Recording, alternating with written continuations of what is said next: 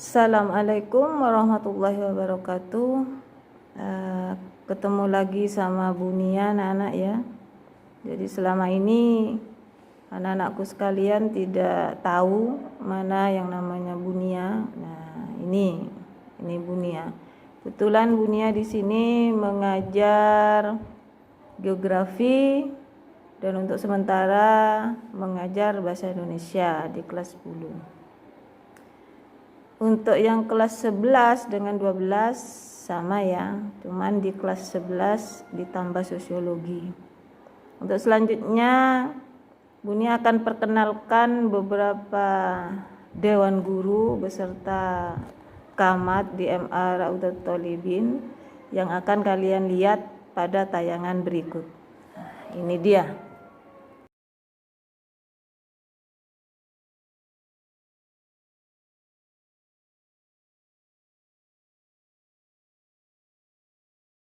Kita mulai dari ini Pak Dedi selaku Kepala Madrasah Raudatul Thalibin.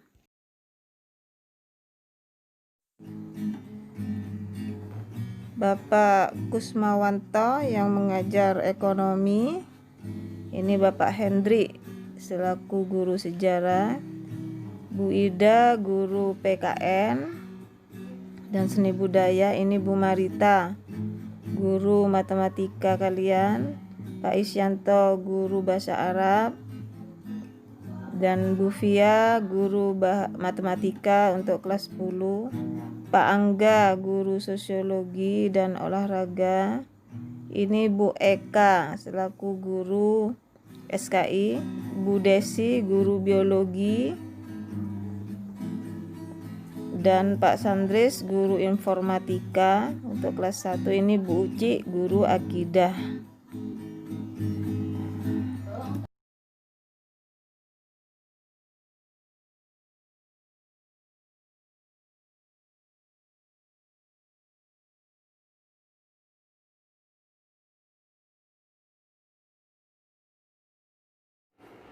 Baiklah anak-anak, setelah kalian melihat tayangan dari beberapa guru yang mengajar di MA Raudatul Thalibin beserta kepala madrasah, ini akan melanjutkan pemberian materi geografi.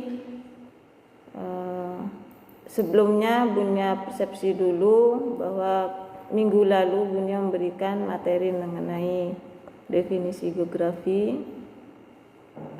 Oh iya, di sini Bunia ada di kelas 11 ya, karena kita masih belum bisa bertatap muka di madrasah. Jadi di sini Bunia mengadakan pembelajaran secara virtual. Tapi kemarin rencananya mau video call kalian, karena berhubung Bunia ada kepentingan keluar kota, jadi Bunia virtualnya melalui video dulu. Untuk persepsi pembelajaran kemarin, jadi ada definisi geografi, di mana di sini tampak pada PowerPoint ya di belakang Bunia ini di papan. Kalau belum kelihatan ya, karena cahayanya yang begitu ini ya putih ya. Di sini pengertian geografi itu sendiri berasal dari geo, kata geo, dan grafi atau grafien, di mana artinya geo itu berarti bumi dan grafien itu adalah lukisan atau pencitraan. Nah, sekarang kita lanjutkan. Untuk definisi geografi itu sendiri itu ada ya kemarin ya, sudah ya, dari berbagai para ahli. Jadi ada menurut definisi geografi menurut Alexander, menurut Bintarto, dan lain-lain sebagainya. Untuk selanjutnya ini akan menjelaskan mengenai ruang lingkup kajian studi geografi. Di situ ada beberapa pertanyaan yang memang dipakai untuk menjawab dari fenomena yang terjadi di bumi ini anak-anak. Jadi kita memakai 5W 1H. Untuk semua fenomena yang ada di bumi ini itu menggunakan 5W 1H, yaitu yang pertama who. Jadi who itu artinya siapa. Ya, ini what, yang kedua apa, yang ketiga why, kenapa, yang keempat itu when, kapan, dan kelima itu where, di mana ya, di mana. Terus yang hanya itu how, bagaimana. Apa maksudnya? Di sini pada saat kita menggunakan 5W 1H itu kita akan mendefinisi fenomena-fenomena yang terjadi di bumi ini. Misalkan contohnya ya, kemarin tahun 2002 itu kan terjadi apa? Fenomena alamnya. Di sini tercatat pada tahun 2002 itu terjadi fenomena banjir. Jadi yang dipakai itu adalah what. Yang pertama satu ya, what. Apa yang terjadi? What, pakai what. Apa yang terjadi? Di sini jawabannya adalah terjadi banjir. Yang kedua, where, misalkan dipakai where. Di mana kejadian ini terjadi? Di mana maksudnya banjirnya itu terjadi di mana? Jadi satu fenomena yang dibahas ya, bukan semua. Kadang kan ada yang apa yang terjadi, banjir di mana? Di Jakarta misalkan. Terus why, kenapa? Misalkan di sini diisi dengan fenomena mengenai penduduk atau istilahnya kecelakaan di jalan raya atau macam-macam, itu beda. Tapi yang dipakai tetap satu fenomena, yaitu banjir tadi. Jadi what, apa yang terjadi, banjir. Terus where, di mana, di situ Bondo. When, kapan terjadinya, kapan? Ya kemarin itu tahun 2002, kalau tidak keliru 14 bulan 2 ya, Februari tahun 2002. Itu yang pertama. Kejadian yang pertama. Yang kedua 2008 kalau tidak keliru. Terus yang ketiga, setelah dibahas mengenai when, kapan, itu kita bertanya lagi, ada pertanyaan lagi, what, where, who. Siapa yang menyebabkan kejadian banjir ini bisa terjadi atau fenomena ini bisa terjadi? Siapa kira-kira? Who, penyebabnya banyak sekali. Kalau ditanya who, siapa, itu berarti berhubungan dengan aspek sosialnya, yaitu manusia. Karena memang kejadian banjir ini kebanyakan ulah manusia. Karena di sini ulah manusia itu sendiri itu bisa membuat bumi kita itu bagus, atau kejadian sebaliknya bisa membuat bumi kita hancur. Nah, itu maksudnya. Terus yang ke berapa? 5 ya. Why, tadi who, siapa yang menyebabkan? Manusia. Atau bisa juga manusia kenapa kok sebagai penyebab? Karena yang pertama mungkin hutannya ditebang, pohon-pohonnya. Terus yang kedua membuang sampah sembarangan. Itu penyebab banjir. Terus selanjutnya adalah why. Kenapa fenomena ini bisa terjadi? Kenapa banjir ini bisa terjadi? Yaitu tadi, karena banyak hutan-hutan yang gundul karena ditebang oleh manusia, atau karena saluran airnya tidak lancar atau macam-macam lah. Yang pasti kejadian ini kan diakibatkan oleh manusia di jawaban pertanyaan who tadi. Terus itu yang kelima. Setelah itu baru kita melangkah pada pertanyaan yang keenam, how. Bagaimana jalan keluarnya agar fenomena ini bisa tidak terulang kembali atau tidak terjadi. Paling tidak minimal lah, korban tidak banyak. How. Jadi kita bagaimana fenomena bisa mengurangi korban yang ada, atau karena fenomena alam kita tidak bisa ini ya, tidak bisa menghentikan karena wallahu a'lam. Cuman paling tidak diminimalisir, diperkecil.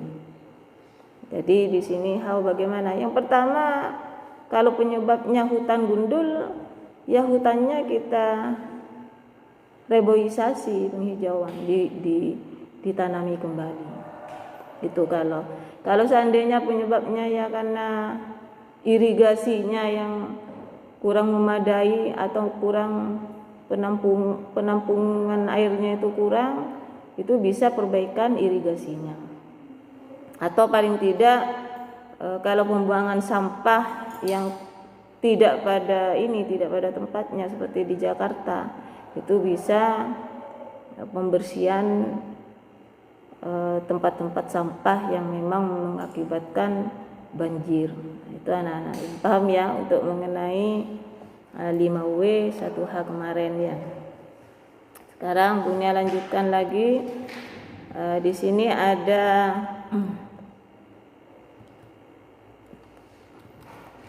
konsep esensial ya.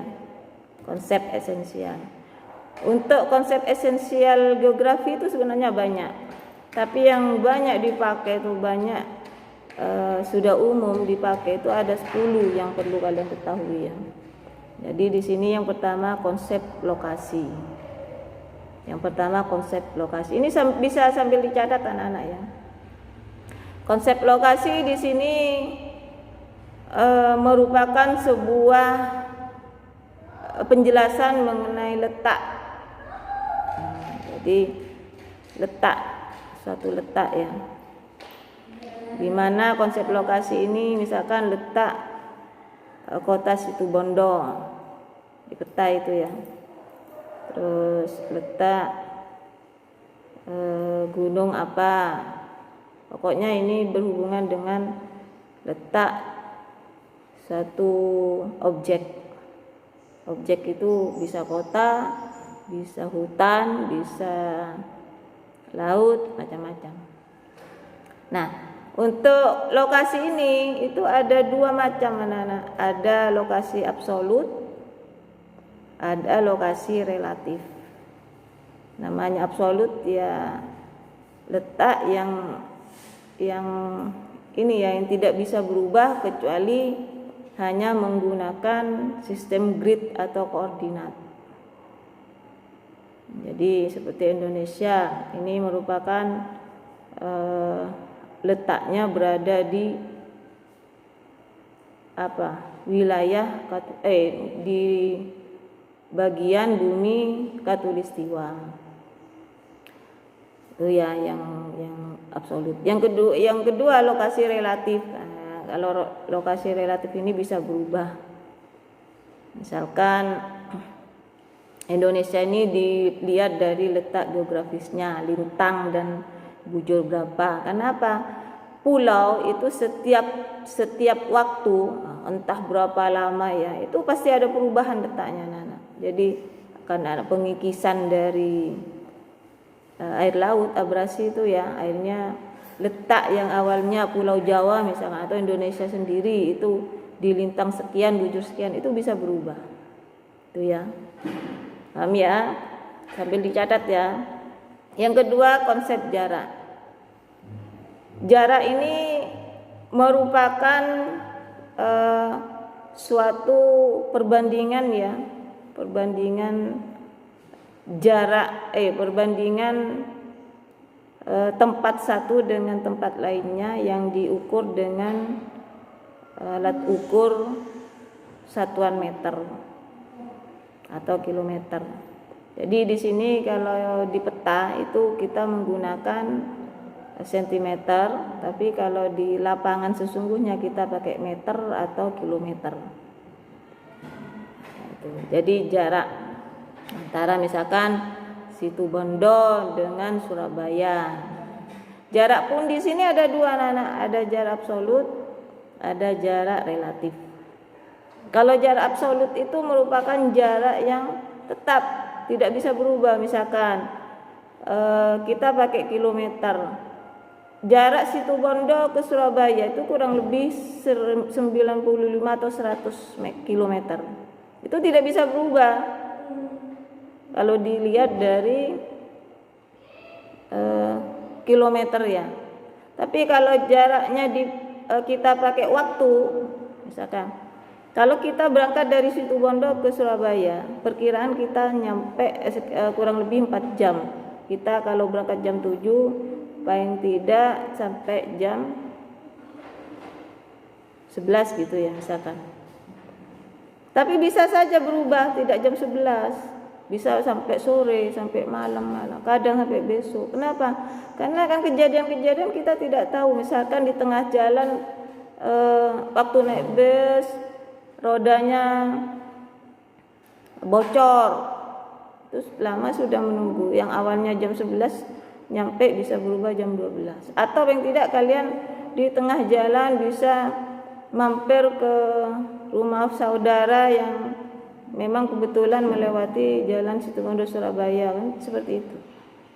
Nah itu jarak relatif. Paham ya? Yang ketiga, konsep keterjangkauan. Konsep keterjangkauan ini berhubungan dengan kondisi medan yang dilalui. Jadi misalkan kalian mau melalui daerah pedesaan dengan daerah pegunungan. Yang pasti kalau daerah pedesaan sekarang transportasinya itu mudah sekali bisa kita lalui, misalkan dengan Gojek atau pakai kendaraan sendiri. Tapi kalau pegunungan kalian tuh harus melewati medan-medan yang sangat rawan ya, misalkan naik turun, terus ada sungai, misalkan ada kumpulan pohon-pohon yang banyak durinya, macam-macam. Nah, itu keterjangkauan. Yang keempat di sini ada konsep morfologi. Konsep morfologi ini penggambaran dari perwujudan ketampakan daratan muka bumi ya. Jadi permukaan buminya. Jadi misalkan kalau morfologi di kota itu datar. Tapi kalau di pegunungan itu berombak, tidak rata. Terus atau di mana perairan di laut, pinggir laut itu berair gitu. Itu morfologi yang tampak di muka bumi. Jadi konsep morfologi. Selanjutnya adalah konsep aglomerasi. Aglomerasi ini merupakan kecenderungan untuk mengelompok ya. Artinya kecenderungan fenomena yang mengelompok pada wilayah yang relatif sempit. Misalkan contoh di daerah pesisir, di sana ada sumber daya alam yang berupa ikan misalnya. Nah, biasanya orang-orang atau manusia yang pandai melihat lokasi tersebut itu akan memanfaatkan SDA yang ada. Jadi SDA seperti ikan itu akan dimanfaatkan untuk mendirikan sebuah industri pengalengan ikan misalnya. Nah, di sebelahnya itu dibuat lagi industri yang membuat garam misalnya, karena memang garam kan berasal dari laut. Di sebelahnya lagi mungkin ada membangun industri pengolahan rumput laut misalkan. Nah, kumpulan dari industri yang ada di pesisir itu tadi itu merupakan aglomerasi industri yang bergerak di bidang laut. Itu maksudnya aglomerasi. Kadang ada juga perumahan, misalkan ada perumahan PLN. Di sana yang bertempat tinggal adalah orang-orang yang bekerja di kantor PLN. Nah, itu aglomerasi namanya. Itu salah satu contohnya ya. Selanjutnya adalah konsep pola. Konsep pola ini adalah bentuk persebaran dari fenomena. Nah, di sini pola-pola nanti ada babnya sendiri. Jadi ada pola linear, ada garis itu ya, ada pola mengelompok, ada seragam, macam-macam. Terus selanjutnya lagi konsep nilai kegunaan. Kegunaan di sini itu bersifat relatif ya. Karena apa? Sifat nilai guna itu sendiri itu tergantung pada orang yang menggunakan. Jadi istilahnya ada yang suka misalkan tempat tinggal ya, ada yang suka tinggal di kota karena memang kebetulan orang tersebut itu bekerja di daerah perkotaan atau sebagai pegawai instansi pemerintah atau swasta. Kalau di desa kan agak jauh jangkauannya. Ada lagi yang suka di pegunungan karena memang orangnya itu suka pada suasana yang dingin, sunyi, atau paling tidak mereka itu memang tidak suka kebisingan. Ada yang suka di pesisir karena memang keahlian orang ini itu adalah sebagai nelayan, berlayar di laut. Itu ya macam-macam, itu konsep nilai kegunaan. Yang kedelapan, konsep diferensial areal. Nah, di sini diferensi itu different, perbedaan. Jadi setiap area itu mempunyai ciri khas atau karakteristik sendiri anak-anak. Jadi misalkan wilayah Situbondo, ini punya karakter sendiri. Jadi kalau Situbondo itu suhunya sedang lah ya, panas tapi tidak terlalu panas, dingin juga tidak terlalu dingin. Lain dengan di Malang, kalau di Malang itu dingin. Tapi kalau di Jogja misalkan curah hujannya juga sana agak lebih banyak dibandingkan dengan Situbondo. Itu maksudnya ya. Jadi ada diferensial areal. Jadi perbedaan antara satu wilayah dengan wilayah lainnya. Terus yang kesembilan ada konsep interaksi atau interdependensi. Di sini ada beberapa objek yang mempunyai interaksi, jadi saling membutuhkan antara wilayah satu dengan wilayah lainnya. Seperti contohnya interdependensi. Kan berbeda ya, ada orang yang menyebut kota, ada yang menyebut desa. Ada desa kan ada kota kan ada desa. Jadi orang desa itu butuh orang kota. Kenapa? Orang desa itu kan kebanyakan aktivitas kegiatan ekonominya di pertanian. Jadi untuk memasarkan hasil pertaniannya itu memerlukan orang kota yang siap mengkonsumsi hasil dari pertanian orang desa. Sebaliknya, orang kota butuh orang desa karena memang kebutuhan kita kan tidak jauh-jauh dari hasil pertanian, misalkan beras. Kita tidak mungkin makan hasil tambang ya, masa makan besi atau makan kayu, kan tidak mungkin. Jadi kita ya makan beras, sayuran yang memang hasilnya dari orang-orang petani. Tidak mungkin lah kalau istilahnya kita itu makan terus nanam sendiri misalkan, sedangkan pekerjaan kita sebagai murid atau guru, nanti kapan mau belajarnya, kapan mau mengajarnya. Jadi kita pasrahkan pada orang-orang desa yang memang pekerjaannya itu untuk menanam padi, itu ya anak-anak ya. Selanjutnya yang terakhir yaitu konsep keterkaitan keruangan. Nah, di sini merupakan keterkaitan persebaran suatu fenomena. Jadi manusia itu butuh pada lingkungan, maksudnya pada sekitar ini ya. Misalkan Bunia butuh dengan halaman rumah. Kenapa?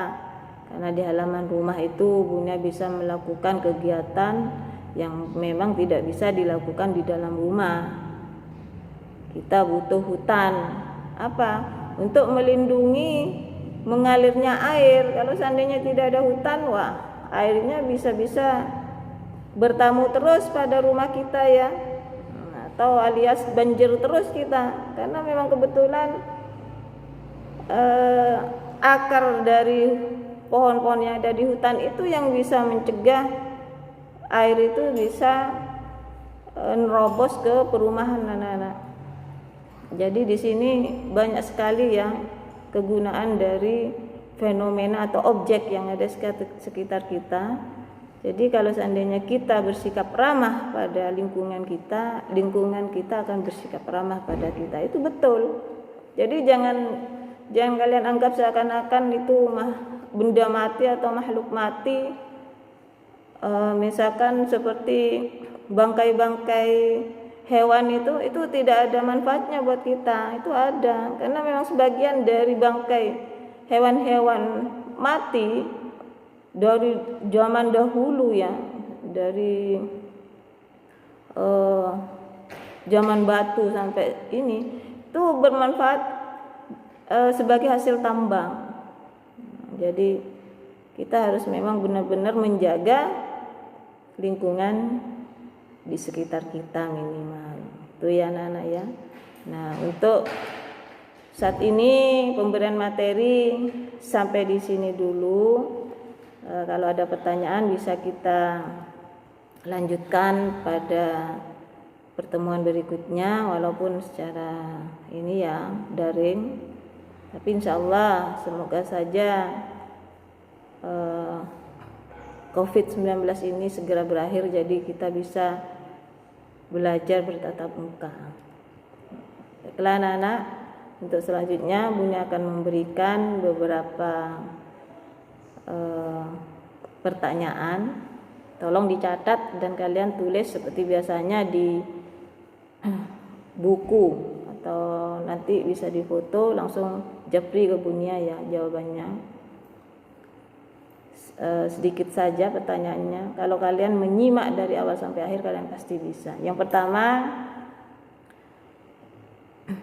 coba kalian cari fenomena yang salah satu fenomena yang terjadi, kalian masukkan kepada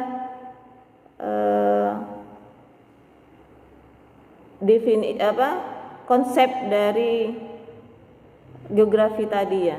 Jadi ada 5, pakai konsep 5W H, 5WH. Jadi satu fenomena yang kalian anggap fenomena yang sangat ini ya, yang sangat perlu diperhatikan.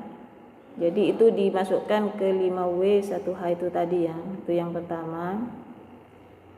Terus yang kedua, kalian berikan contoh satu dari 10 konsep esensial tadi yang Bunya jelaskan. Itu saja ya. Jadi dua tugas dari Bunya. Nah, tolong nanti kalian foto, terus kalian kirim japri ke Bunya. Nah, itu saja mungkin dari Bunya anak-anak. Kurang lebihnya mohon maaf ya. Bunya akhiri dulu. Assalamualaikum warahmatullahi wabarakatuh.